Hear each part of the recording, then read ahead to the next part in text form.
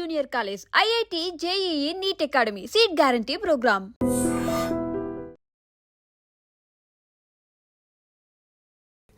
And రోజు రోజుకి ఈ సినిమా స్క్రీన్లు పెరుగుతున్నాయి, థియేటర్లు పెరుగుతున్నాయి. అయితే ఇప్పుడు ఈ ఇంటర్వ్యూ వర్జిన్ బాయ్స్ సక్సెస్ గురించి కాదు, వర్జిన్ బాయ్స్ ప్రొడ్యూసర్ రాజా దారపనేని గురించి. ఇప్పుడు ఆయన ఇండస్ట్రీలో హాట్ టాపిక్, ట్రెండింగ్ టాపిక్. ఆయన ఏం మాట్లాడినా ఇప్పుడు సంచలనం అవుతుంది. ఇప్పుడు రాజా గారు మనతో ఉన్నారు, ఆయన అడిగి మరిన్ని విషయాలు తెలుసుకుందాం. హాయ్ రాజా గారు. నమస్తే అండి, అందరికీ నమస్తే సార్. ఇప్పుడు ఇండస్ట్రీలో అంటే ఒక్కో టైంలో ఒక్కో పర్సన్ హైలైట్ అవుతూ ఉంటారు సార్ ఇండస్ట్రీలో. కాకుంటే వాళ్ళందరూ ఏంటంటే ఒక 10 ఏళ్ళ నుంచి, ఒక 12 ఏళ్ళ నుంచి ఇక్కడ ఉండిపోయి పాతుకుపోయి సినిమాలు తీస్తూ వాళ్ళ సక్సెస్ మాట్లాడి, సో వాళ్ళ ఫెయిల్యూర్ల వల్ల కష్టపడి ఇట్లా జనాల్లో టాపిక్ అవుతూ జనాలకి బాగా నోటెడ్ అయిపోతారు. బట్ మీరు తీసింది ఒక్క సినిమా, పెట్టింది 2 ప్రెస్ మీట్లు. ఇప్పుడేమో ఇండస్ట్రీ మొత్తం మీ గురించే మాట్లాడుకుంటూ ఉంది. సో ఏం జరుగుతుంది అసలు మీ చుట్టూ? నేను ఇందులోకి దిగిన ఇన్స్టెంట్ ట్రెండింగ్ ఉంటుంది. ట్రెండింగ్ అంటే ఇన్స్టెంట్ పికప్ ఉంటుంది. కార్లకు కనుక ఇన్స్టెంట్ పికప్ ఉంటుంది. నేను యాక్చువల్లీ చదివింది బిట్స్ పిల్ల అని. అప్పుడు దాకా తెలుగు మీడియం చదివింది.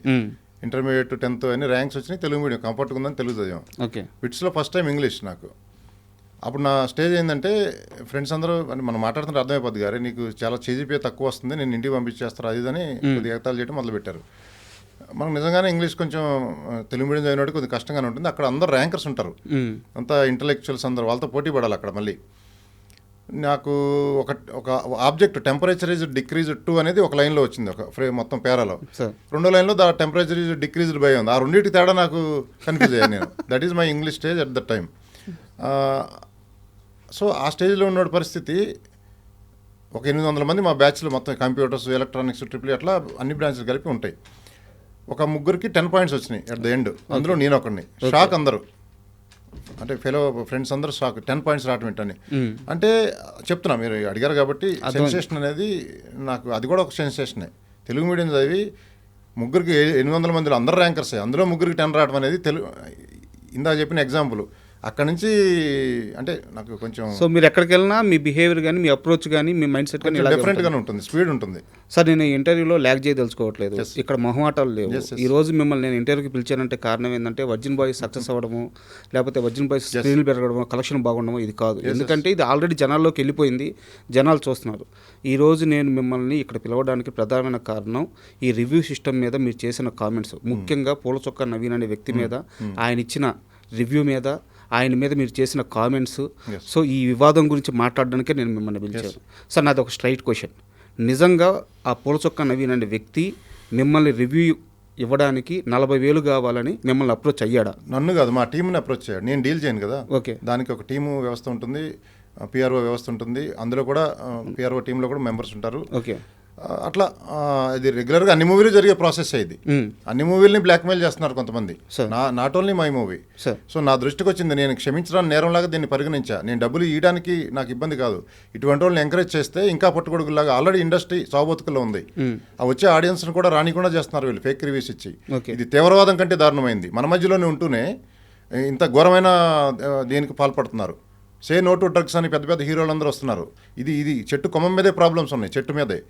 మన ఇండస్ట్రీలో problems. Say no to drugs లాగా మీరు ఎలా వస్తున్నారో దానికంటే ముందు ఇట్లాంటి వాటికి రావాలి. Say no to fake reviews. Sir అంటే నా డౌట్ ఏంటంటే ఆ వ్యక్తి మిమ్మల్ని అప్రోచ్ అవ్వడానికి రీజన్ అంటే మీరేమన్నా ముందుగా మా సినిమాకి సంబంధించిన ఒక రివ్యూ ఇమ్మని అడిగితే తను అమౌంట్ అడిగాడా, లేదు నేనే అమౌంట్ తీసుకుంటాను, ఒక మంచి రివ్యూ ఇస్తానని అతనే అప్రోచ్ అయ్యాడు? అది డిస్కషన్ నేనైతే డైరెక్ట్ చేయలేదు, మా టీం చేశారు. బట్ అల్టిమేట్లీ మీరు డబ్బులు ఇవ్వకపోతే నెగిటివ్గా రాస్తాను, అది మోటో. మీకేమన్నా దట్స్ ఆల్. మీ దగ్గర ఉన్న ప్రూఫ్స్ ఉన్నాయా? ఉన్నాయి, ఇచ్చాము, పోలీసులకు ఇచ్చాము, వాళ్ళు కేసు ఫైల్ చేశారు, వాళ్ళని పిలుస్తున్నారు. Yes sir. నాది ఇంకో క్వశ్చన్ ఏంటంటే, ఒక వ్యక్తి ఒక 100 రూపాయలు పెట్టుకుని సినిమా చూస్తాడు. ఆ సినిమా చూసిన వ్యక్తి ఆ సినిమా బాగుంది బాగలేదు అని చెప్పే రైట్ తనకు లేదా? నీకు లిమిటేషన్స్ ఉంటాయి. ఓకే. ఇప్పుడు ఒక అమ్మాయిని చూసి, నీకు పెళ్లి చూపులకి వెళ్తావు, ఒక అమ్మాయిని చూసి నచ్చితే సరే, నచ్చపోతే సరే వెళ్ళు. అమ్మాయి గురించి బాడీ షేమ్ చేయకూడదు. ఆ అమ్మాయికి చిన్నగా ఉన్నాయా, పెద్దగా ఉన్నాయా, హైట్ తక్కువ ఉంది అదని బాడీ షేమింగ్ అంటారు. నువ్వు డైరెక్ట్గా అలా నువ్వు చెప్పకూడదు. నీకు నచ్చపోయినా దానికి ఒక పద్ధతి ఉంటుంది. బాడీ షేమ్ చేస్తే సివియర్ కేసు, లోపల అట్లా ప్రతిదానికి ఒక పద్ధతి ఉంటుంది. ఫ్రీడమ్ ఆఫ్ స్పీచ్ ఉంది కదా అని ఇష్టం వచ్చినట్టు మాట్లాడితే కుదరదు. ఎస్, దానికి ఒక లిమిటేషన్ ఉంటుంది. నువ్వు రివ్యూ ఇవ్వడానికి, నీకు పరిధులు దాటి రివ్యూ ఇవ్వడానికి నా మూవీ గురించి నీకు ఏం అర్హత ఉంది? నా మూవీ గురించి బయటికి రావాలో లేదో చెప్పడానికి పెద్ద సెన్సార్ టీం ఉంది. అది పాస్ అయిన తర్వాతే బయటకు వస్తుంది. అవును.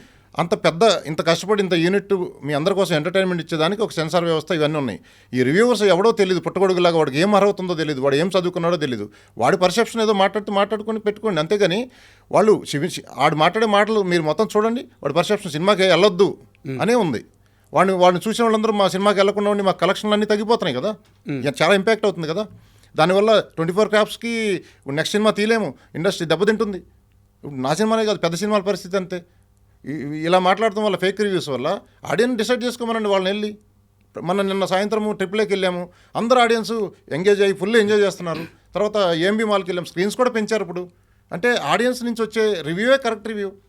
బుక్ మై షోలో 1-on-1 రివ్యూ ఇస్తారు, అది 9.6 ఉంది.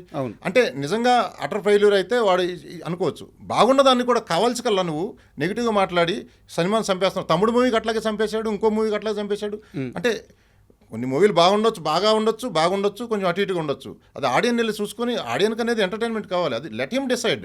నువ్వు ముందే చెప్పేసి వెళ్ళొద్దని నువ్వు విషయం నింపుతున్నావు వాళ్ళ మనసులో.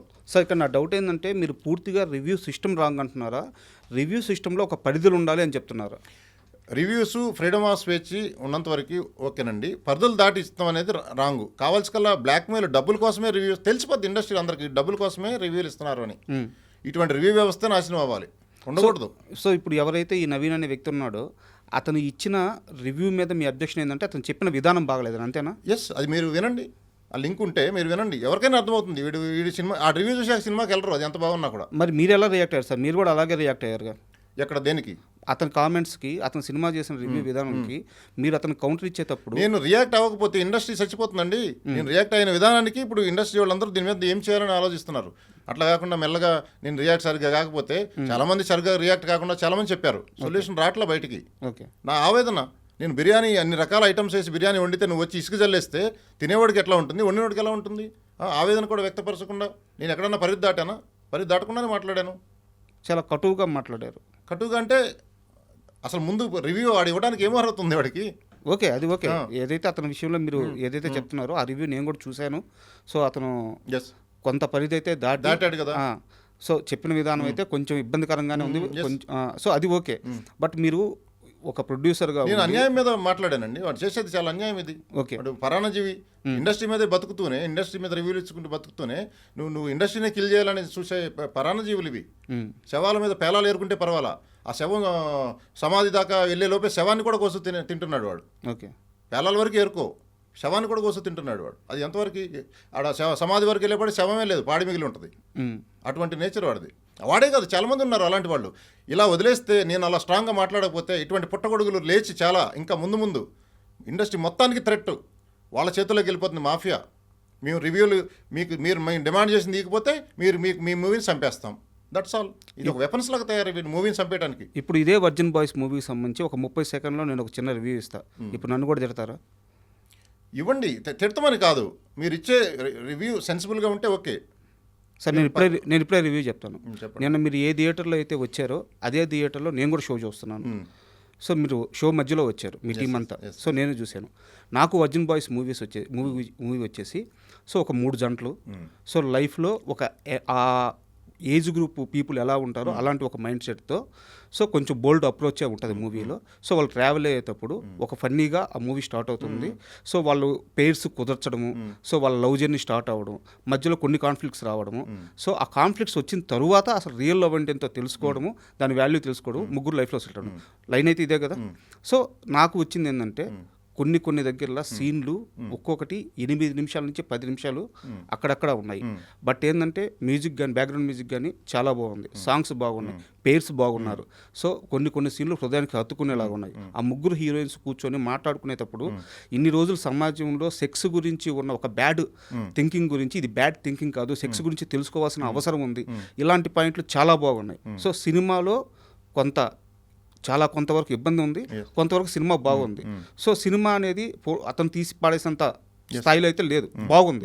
అండ్ ఆడియన్స్ కూడా బాగా ఎంజాయ్ చేస్తున్నారు. బట్ ఏంటంటే మీ సినిమా బాహుబలి అయితే కాదు కదా. ఎస్ ఎస్ సినిమా బాగుంది, ఎస్ సినిమా గుడ్, చూడొచ్చు. ఎవరైతే ఈ మైండ్ సెట్తో అంటే ఆ కంటెంట్ చూడడానికి ఇష్టపడతారో వాళ్ళు ఖచ్చితంగా ఎంగేజ్ అవుతారు. బట్ మీ సినిమా మీద ఒక చిన్న రివ్యూ, ఒక చిన్న నెగిటివ్ కామెంట్, లేదు మీ సినిమాకు ఎవరో ఒక వ్యక్తి పోవద్దు అన్నారు, అంత మాత్రం మీ సినిమా పడిపోద్దా? సినిమా పడదు. బట్ సమాజంలో వాళ్ళని అతను నెగిటివ్ మాట్లాడుతూ అతను ఫాలోయింగ్ బేస్ పెంచుకున్నాడు. దానివల్ల చూసే ఆడియన్స్ కూడా ఇన్ఫ్లుయెన్స్ అయిపోతారు.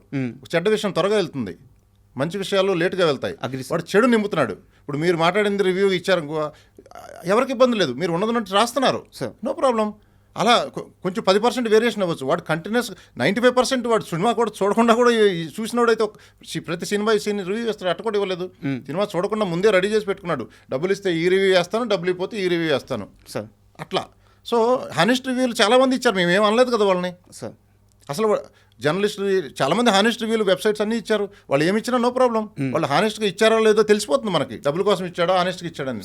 ఇట్లా డబ్బుల కోసం ఇచ్చిన వాళ్ళు పసిగట్టి కొంతమంది ఉన్నారు, వాళ్ళని పసిగట్టుకుని తెలిసిపోతుంది చూస్తే ఎవరికైనా. సార్ ఇప్పుడు ఇంత ఈ ఇష్యూ అంతా నడిచిన తర్వాత ఈ 2 రోజుల్లో మీరు అతన్ని అప్రోచ్ అవ్వడం కానీ, అతను మిమ్మల్ని అప్రోచ్ అవ్వడం కానీ, ఫోన్లో మాట్లాడుకోవడం కానీ ఏం లేదు, ఏం జరగలేదు? ఏం జరగదు. నాకు అతను అసలు తెలియదు కూడా తెలియదు. ఓకే, అతను పోలీసులే ట్రేస్ చేసి పట్టుకోవాలి, అతను ఎక్కడ ఉన్నాడో ఏంటో. నేను అతనితో ఎప్పుడు డైరెక్ట్ మాట్లాడాలి, అతను నాతో మాట్లాడాల. ఇప్పుడు ఈ కేసు ఏ సెక్షన్ల కింద ఫైల్ చేశారు సార్? కేసు ప్రాసెస్ ఎలా ఉంది? కేసు నాకు జరిగిన అన్యాయం అంతా నేను ఫైల్ చేశాను. ఓకే, ఆ సెక్షన్లో అవంతా వాళ్ళు జోడిస్తారు. అంటే యాజ్ ఏ పబ్లిక్గా నాకు సెక్షన్ తెలియకపోవచ్చు. ఓకే, ఆ కేసులో ఉండే సివియారిటీని బట్టి బాడీ షేమింగ్ మీద, మీ అమ్మాయిలను చూస్తే మాకు లెగట్లేదని రాస్తున్నాడు వాడు సినిమాలో అమ్మాయిలని. ఇంకా ఆ విధంగా డబ్బులు డిమాండ్ చేసేది, అది మేబీ డైరెక్ట్గా నాతో మాట్లాడి నాతోనే ప్రూఫ్లు ఉండకపోవచ్చు. బట్ ఎంటైర్ మొత్తం ఎపిసోడ్లో ఎస్టాబ్లిష్ అవుతుంది కేసుని పిన్ టు పిన్ ప్రూఫ్. నువ్వు ప్రతి కేసుని అలా డీల్ చేయగల మర్డర్ కేసు లాగా. బట్ ఓవరాల్ మోటో ఏంటనే తెలిసిపోతుంది. అది వాళ్ళు ఇన్వెస్టిగేషన్ చేయమని తెలుస్తుంది. ఇన్వెస్టిగేషన్ తెలిసిపోతుంది వాళ్ళకి. Not only my movie, other movies కూడా వీడియోస్ చూసి వాడి ఎంటైర్ మోటో ఏంటో తెలిసిపోతుంది. వాడు పర్వర్టెడ్ ఫెలో లాగా ఉన్నాడు. అంటే నేను వాడిని కమెంట్ చేయడం కాదు, వాడు సినిమా కూడా చూడకుండా ఎక్స్ట్రాక్ట్ చేద్దాం ప్రొడ్యూసర్ నుంచి డబ్బు అనే దాని మీదే ఉన్నాడు. ఎందుకు వదిలేస్తున్నారు? చూసి చూడకుండా ఏదో అందరూ బతుకుతున్నారులేని వదిలేస్తున్నారు. బట్ తల్లి రొమ్ము పాలు తాగితే తల్లి రొమ్మునే కోసే టైప్ ఉన్నాడు వాడు. సార్ అంత దారుణంగా ఉంది నేను చెప్పేది. అది ప్రోడక్ట్ అంతా ఒక పక్కన ఆడియన్స్ ఓటీటీలకు అలవాటు పడి సినిమా థియేటర్ రాని సమయంలో ఆ వచ్చే కొద్ది గొప్ప ఆడియన్స్ని వీళ్ళు కిల్ చేసేస్తే ఆడియన్స్కి వచ్చి ఎంటర్టైన్మెంట్ని చంపేస్తున్నాడు, ప్రొడ్యూసర్ని చంపేస్తున్నాడు. ఇండస్ట్రీ మొత్తం 24 hours అందరూ నాశనం అయిపోద్ది. అందరికీ లాసే కదా. నువ్వు ఇండస్ట్రీ మీద బతుకుతున్నావు కదా. ఇండస్ట్రీ అనేది it's not a small movie industry. అందరికీ ఎంటర్టైన్మెంట్ ఇచ్చేది. ఎంటర్టైన్మెంట్ అనేది ప్రతి ఒక్కరికి కావాలి. ఎంతో కష్టపడి కోట్ల రూపాయలు పెట్టి ఒక పెద్ద టీము, పెద్ద సినిమాలు అయితే 2 ఏళ్ళు 3 ఏళ్ళు బాహుబలి లాంటివి ఎంతో కష్టపడి చూస్తే బాహుబలి కూడా రివ్యూకి వెయిట్ చేయాలి, చూసి వెళ్ళే పరిస్థితులు ఉన్నాయి. 2-3 రోజుల తర్వాత ఏం రివ్యూ ఇచ్చాడు, ఎవరికి ఇచ్చినా 5 లోపు రేటింగ్లు ఇస్తారు. వీళ్ళేదో జడ్జిల్లాగా వాడికి ఏం అర్హత ఉందని రేటింగ్లు ఇస్తారు. అసలు ఈ రేటింగ్ వ్యవస్థే మారాలండి. నీ ఒపీనియన్ నువ్వు అంతే, జస్ట్ నువ్వు సినిమాను కిల్ చేసే విధంగా రేటింగ్ ఇవ్వద్దు. There is a barrier. అది మాకు తెలిసిపోతుంది, ఎవరికైనా తెలుస్తుంది వీడు కావాల్సిన ఇచ్చాడా ఏమి ఇచ్చాడా అనేది. అది ఆడియన్స్ ట్రాప్లో పడుతున్నారు. ట్రాప్లో పడి దానివల్ల నా కలెక్షన్లు అన్నీ తగ్గినాయి. 150,000 మంది వాడు వీడియో చూసి 150,000 మందిలో సగం మంది వెళ్ళినా నాకు ₹1 లాస్ వాడి వల్ల. ఇప్పుడు సార్ ఇంకా రేపు ఇంకెంతమంది చూస్తారో వాడి వీడియోలు. అంటే నా చిన్న మూవీ కోటికి వాడి వల్ల 1 కోటి నాకు లాస్ అనుకోండి, పెద్ద మూవీలకి 10 కోట్లు రాసి ఉండొచ్చు. అది వైరల్ అయిపోయి ఇంకెక్కడెక్కడో సినిమా ఏం చూస్తాం రా వీడు రివ్యూ ఇచ్చాడు. వాడు ఇన్ఫ్లుయెన్స్ చేస్తున్నాడు సమాజాన్ని. ఓకే, సో వాళ్ళని పసిగట్టి దాన్ని స్టార్టింగ్లోనే అరికట్టకపోతే కారుకు 4 చక్రాలు ఉంటాయని చెప్పాను నేను. జ్యుడిషియల్, లెజిస్లేటివ్, ఎగ్జిక్యూటివ్ 3 చక్రాలు అయితే 4వ చక్రం జర్నలిజంలో ఉండేవాళ్ళు అంత పెద్ద తప్పులు అయితే చేయట్లేదు. జర్నలిజం కాని వాళ్ళు జర్నలిస్ట్ ముసుగులో ఎక్కడో వెబ్సైట్ పెట్టుకొని యూట్యూబ్లు పెట్టుకొని under the umbrella of journalism కారుకు టైర్ పంచర్ వేస్తున్నారు. జర్నలిజం అనే టైర్కి, ఆ టైర్కి పంచర్ ఇప్పుడే ఆదిలోనే పంచర్ సరి చేయకపోతే కారు ముందుకెళ్తే టైర్ మొత్తం నలిగిపోతుంది, నాశనం అయిపోతుంది. సో అది ఆ పంచర్ ఇప్పుడే సరి చేసుకోండి అని చెప్తున్నాను. దాంట్లో అందరూ భాగస్వాములే, ప్రొడ్యూసర్లే కాదు, ప్రొడ్యూసర్లు, డైరెక్టర్లు, హీరోలు అందరూ కూర్చొని దీన్ని ఏం చేయాలి, అందరికీ దెబ్బ ఇది. మీరు ఒక్కడో మూవీ చూసారా మహేష్ బాబుది? చూశాను, ఇప్పుడు గుర్తులేదు సీన్లో, బట్ చూశాను. దాంట్లో భూమికని తీసుకెళ్ళిపోయేటప్పుడు ప్రకాష్ రాజ్ వచ్చేసి లారీలు వేసుకుని వచ్చి కారు దగ్గర, ఇంకా ఆ కారులో వాళ్ళు ఆగిపోతారు, వీళ్ళంతా లారీలు వేసుకొచ్చి సరౌండ్ చేస్తారనమాట. అప్పుడు ప్రకాష్ రాజ్ అడుగుతాడు, ఎవరురా నువ్వు సడన్గా వచ్చి ఇంత చేసి అమ్మాయిని తీసుకెళ్ళిపోతున్నావు అని. అట్టా ఎవరు సార్ మీరు అసలు? ఒక సినిమా తీశారు, 2 ప్రెస్ మీట్లు పెట్టారు, అందరికీ వాయిస్ చేస్తున్నారు, ఇండస్ట్రీలో ఉన్న సమస్యలు అన్నిటి మీద మాట్లాడుతున్నారు. మీ మూవీ రిలీజ్ కాకముందే మూవీ ఇండస్ట్రీలో ప్రొడ్యూసర్లకు ఉన్న సమస్యల గురించి మహా అయితే ఇక్కడ మొత్తం టర్న్ ఓవర్ ఒక 10,000 కోట్లు, నిర్మాత ఒక్కడే ఎందుకు కష్టపడాలి, సో అందరినీ భాగస్వామ్యం చేద్దాం, ఈవెన్ ఆడియన్స్ని కూడా భాగస్వామ్యం చేద్దాం అంటున్నారు. నిర్మాత కష్టాల గురించి మాట్లాడుతున్నారు. హీరోయిన్లు ఆ యాక్టర్స్ యొక్క వాళ్ళ బాధ గురించి, వాళ్ళ పెయిన్ గురించి చెప్తున్నారు. సినిమా జర్నీ గురించి చెప్తున్నారు. ఈవెన్ నాకు తెలిసి ఇప్పుడు మీరు డిస్ట్రిబ్యూషన్లో కూడా భాగంగా పోతున్నారు అనుకుంటాను. ఈ సినిమాని సీడెడ్ మీరు డైరెక్ట్ డిస్ట్రిబ్యూట్ చేశారు. సో మొత్తం గెలికేస్తున్నారు. అసలు ఎవరు మీరు, ఎక్కడి నుంచి వచ్చారు, అసలు ఇండస్ట్రీకి ఎందుకు వచ్చారు? ఇండస్ట్రీకి ఎవరైనా రావచ్చు. అవును, ప్యాషన్తో రావాలి వచ్చేవాళ్ళు. డబ్బులు ఉన్నాయి కదా అని రాకూడదు. డబ్బులు పెట్టి నువ్వు ప్యాషన్గా నేర్చుకో. నువ్వు సినిమా తీయటం మొత్తం రిలీజ్ చేసి మళ్ళీ డబ్బులు రికవరీ చేసుకుని వచ్చేవరకు ఒక ఇంజనీరింగ్ చదివినంత సబ్జెక్ట్, దానికంటే ఒక డాక్టర్ మెడిసిన్ చదివినంత సబ్జెక్టు, ఒక ఎంటర్టైన్మెంట్ అనే కాలేజ్ పెడితే దాంట్లో నువ్వు ఫీజు కట్టి చదువుకున్నట్టు.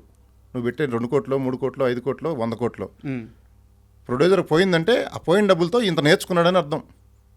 ఆ కనీసం నేర్చుకునే నీ దగ్గర అవగాహన నేర్చుకోవడానికన్నా రెడీగా ఉండు. మీరు ఎక్కడ నేర్చుకుంటున్నారు? అందరికీ నేర్పిస్తున్నారు. నేర్పించడం కాదు, నాకు ఒక్క సినిమాకి నాకు వచ్చిన నాకు అందులో ఆటుపోట్లు, లోపాలు, ఎక్కడ ప్రాబ్లమ్స్ ఉన్నాయి, ఎందుకు నేను అడ్రస్ చేయకూడదు? దానికి 10 సినిమాలు తీయాల్సిన అవసరం లేదు. కరెక్ట్గా ఇన్వాల్వ్ అయితే ఒక సినిమాలోనే తెలిసిపోతాయి. సినిమా మేకింగ్లో ప్రాబ్లమ్స్ ఏం లేవు, సినిమా తయారైన కాడి నుంచే ప్రాబ్లమ్స్ ఉన్నాయి. అంటే లేదు సార్, నేను చెప్పడం ఏంటంటే మీ కామెంట్స్ కానీ మీ అప్రోచ్ కానీ రాంగ్ అని నేను అనట్లేదు. యాక్చువల్గా ఇప్పుడు ఇండస్ట్రీలో ఉన్న సమస్యలు ఇవన్నీ. బట్ ఏంటంటే నా డౌట్ ఏంటంటే పెద్ద నిర్మాతలు కూడా చాలామంది ఓపెన్ అవ్వలేక ఒక భయంతో కానీ లేకుంటే మనకెందుకులే అనుకొని వెళ్తున్న క్రమంలో మీరు మీ వాయిస్ రేజ్ చేస్తారు. ఎవడో కూడా ముందు అడిగేయాలి కదా సార్. నేను వేసాను, I'm ready, I'm daring person. అసలు ఏం సార్ మీ బ్యాక్గ్రౌండ్ ఏంది? నా బ్యాక్గ్రౌండ్ ఉండక్కర్లేదు సార్. లేదు సార్, అంటే ఎక్కడి నుంచి వచ్చారు? మాది అగ్రికల్చర్ ఫ్యామిలీ. నేను కృష్ణా జిల్లా అగ్రికల్చర్ ఫ్యామిలీ. తర్వాత నేను 7th క్లాస్ నుంచి బయటకి వెళ్ళిపోయాను. బ్యాక్గ్రౌండ్ ఇప్పుడు నువ్వు మోడీ వాళ్ళ ఏం బ్యాక్గ్రౌండ్? చాయ్ వాళ్ళ మోడీ. అట్లా ప్రతి ఒక్కరికి బ్యాక్గ్రౌండ్ ఉండక్కర్లా, ఎక్కడికో వెళ్ళిపోతుంటారు. కామన్ సెన్స్తో కాదు. బ్యాక్గ్రౌండ్ ఉన్న వాళ్ళు అందరూ మాట్లాడతారా? ఎందుకు అబద్ధాలు చెప్తున్నారు? దేనికి సార్? మీ బ్యాక్గ్రౌండ్ నేను కనుక్కున్నాను. చెప్పండి. ఇప్పుడు సెంట్రల్లో ఉన్న ఎంపీలు కానీ మినిస్టర్స్ కానీ వాళ్ళలో చాలామంది మీతో డైరెక్ట్ ఒక్క ఫోన్ కాల్తో మీరు అప్రోచ్ అవ్వగలరు. మీకు real estate business. So background లేదంటారు ఏంది? ఇది చాలా పెద్ద తలకాయ. ఇది నేను పుట్టుకతో బ్యాక్గ్రౌండ్ లేదు నాకు. ఓకే, నేను కాలక్రమేణా నేను ఎదుగుతుంటే నేను పర్సనల్గా ఇంటరాక్ట్ అయినప్పుడు మనుషులు నచ్చితే వదలరు. అట్లా నన్ను వదలరు ఎవరు. ఇప్పుడు ట్రాన్స్పరెన్సీ ఉండి ఒక లవ్ అండ్ ఎఫెక్షన్ ఉండే మనిషిని ఎవరు వదలరు సార్. అంటే ఆ నేచర్కి ఇష్టపడతారు. ఫస్ట్ నా నేచర్కి ఇష్టపడతారు అందరూ, తర్వాత ఇంకా మిగతాది. సో అట్లా నాకు బేస్ బిల్డ్ అయింది అంతే. సో నన్ను ఒకసారి పరిచయం అయితే మీరు కూడా నన్ను మర్చిపోరు, ఇంకా విల్ బికమ్ ఫ్రెండ్. సో నేను నిన్న రాత్రి నుంచే మర్చిపోలేకపోతున్నాను. సో మంచి విషయాలు చెప్పడానికి బ్యాక్గ్రౌండ్ అక్కర్లా, నీకు అవగాహన ఉండి దాన్ని సరిగ్గా నువ్వు అడ్రస్ చేయగలిగితే చాలు. నేను చేయడానికి రెడీగా ఉన్నాను. సార్ మీ అప్రోచ్ చూస్తుంటే అండ్ మీ మైండ్ సెట్ కానీ మీ థింకింగ్ లెవెల్ కానీ చూస్తుంటే సో ఖచ్చితంగా మీరు అంత అమాయకుడు అయితే కాదు. ₹1 డబ్బులు మీరు పెడుతున్నారంటే ఖచ్చితంగా ₹1 తెచ్చుకునే మనిషి. ఇక్కడ నా డౌట్ ఏంటంటే సినిమా ఇండస్ట్రీలోకి రాకముందు నాకు తెలిసి మీ లైఫ్ చాలా ప్రశాంతంగా ఉంది, వెల్ సెటిల్డ్. బట్ ఇక్కడ ఇండస్ట్రీలో సక్సెస్ రేట్ ఎంతో మీకు తెలుసు, 2 నుంచి 4% ఇండస్ట్రీ సక్సెస్ రేటు. ఇలాంటి ఒక ఇండస్ట్రీలోకి ఎందుకు వచ్చారు? ఎందుకు డబ్బులు పెట్టాలనిపించింది? ఇప్పుడు నాకు తెలిసి నెక్స్ట్ కూడా మీరు చాలా అగ్రెసివ్ అప్రోచ్తో వెళ్ళబోతున్నారు ఇండస్ట్రీలో. సో ఎందుకు మీరు ఇక్కడ ఉండాలని ఎందుకు నిర్ణయించుకున్నారు? ఇప్పుడు ఇండస్ట్రీలోనే ఉండాలనేది ఏం లేదు. ఇండస్ట్రీ కూడా మనం ఎందుకు చూడకూడదు? ఇప్పుడు ఏ ఫీల్డ్లో దిగినా నువ్వు చేసే పని ఇంక 10 మందికి ఉపయోగపడాలి. మరి ఇక్కడ ఈ ఇండస్ట్రీలో నీకు రేడియస్ ఎక్కువ, ఎంటర్టైన్మెంట్ అందరికి కావాలి. నువ్వు ఇక్కడ చేసే ప్రోడక్టు నీకు కొన్ని లక్షల మందికి ఎంటర్టైన్మెంట్ ఇస్తుంది. అది వాళ్ళ నుంచి వాళ్ళకి ఇచ్చే ఆనందం అల్టిమేట్లీ వర్క్ సాటిస్ఫాక్షన్ ఉండాలి కదా. సో ఎక్కువ ఆనందం ఇవ్వగలిగేది ఎంటర్టైన్మెంట్ ఇండస్ట్రీ ప్రపంచంలో చూడండి. కాకపోతే దాని వెల్త్, దాని టోటల్ వర్త్ లేదంతా. దాన్ని బిల్డ్ చేయమని చెప్పాను మొన్న. అది బిల్డ్ చేసే క్రమంలో ఇట్లాంటి పుట్టగొడుగులు కొన్ని ఉన్నాయి అని నేను అబ్జర్వ్ చేసిన పాయింట్స్ చెప్పాను. నాకంటే ముందు పెద్ద ప్రొడ్యూసర్లు చెప్పారు, లో వాయిస్తో చెప్పి ఉంటారు. నేను హై వాయిస్తో చెప్పడం వల్ల ఇది మీకు అందరికీ రీచ్ అయ్యి మళ్ళీ నన్ను తిరిగి మీరు అడుగుతున్నారు. సో ఇది ఖచ్చితంగా అడ్రస్ చేయాలి. ఈ ఇండస్ట్రీ గ్రో కావాలంటే ఈ ఫ్యాక్టర్స్ అన్ని అడ్రస్ చేసి అందరు కూర్చొని నేను ముందడుగు వేసాను. నేనేం తప్పు చెప్పట్లేదు, నేను చెప్పేదాన్ని కరెక్ట్, అందరికీ తెలుసు. అది నాకు చాలా ఫోన్ కాల్స్ కూడా వచ్చినాయి. కరెక్ట్గానే చెప్తున్నావు, దాన్ని మీరు కరెక్ట్గా అడ్రస్ చేస్తున్నా, మంచి వాయిస్తో రైజ్ చేశారు, మీలాంటి వాళ్ళు కావాలి అని. So that is the only first work satisfaction ఎవరికైనా ఉండాలండి. నువ్వు చేసేది 10 మందికి ఉపయోగపడే విధంగా ఉండాలి. అది ఇక్కడ ఉంది. ఎంటర్టైన్మెంట్ ఇస్తున్నావు, అదే ఎంటర్టైన్మెంట్ ప్రజలు కూడా. నువ్వు ₹1,00,000 సినిమా తీస్తున్నప్పుడు ₹1,00,000 పెట్టి నువ్వు 100-150 పెట్టి సినిమా చూస్తానికి కెపాసిటీ లేదు అనొద్దు. మీరు మరీ ఇంకా వెనకబడిన కంట్రీ ఇండియా చాలా అడ్వాన్స్డ్ వెళ్ళిపోయింది. 100-150 పెట్టి టికెట్లు కొని 500 పాప్కార్న్ కూడా ఖర్చు పెడుతున్నారు చాలామంది, అది పాప్కార్న్ ఖర్చులకి. సో ఎంటర్టైన్మెంట్ చూస్తానికి మీరు మేము ఇచ్చే ఎంటర్టైన్మెంట్ చూస్తాం 100 రూపాయలు ఎక్కువ అని ఫీల్ అవ్వక్కర్లేదు. చాలా తారతమ్యం ఉంది ఆడియన్స్కిను సినిమా ఇండస్ట్రీకి మధ్య. Sorry to interrupt you. ఇప్పుడు మీరు ఆడియన్స్ గురించి ఒక మాట అన్నారు సార్. నేను మాట చెప్పానా, జనాలకి థియేటర్కి రావడానికి డబ్బులు ఖర్చు అవ్వట్లేదు సార్, థియేటర్కి వచ్చిన తర్వాత ఖర్చు అవుతున్నాయి.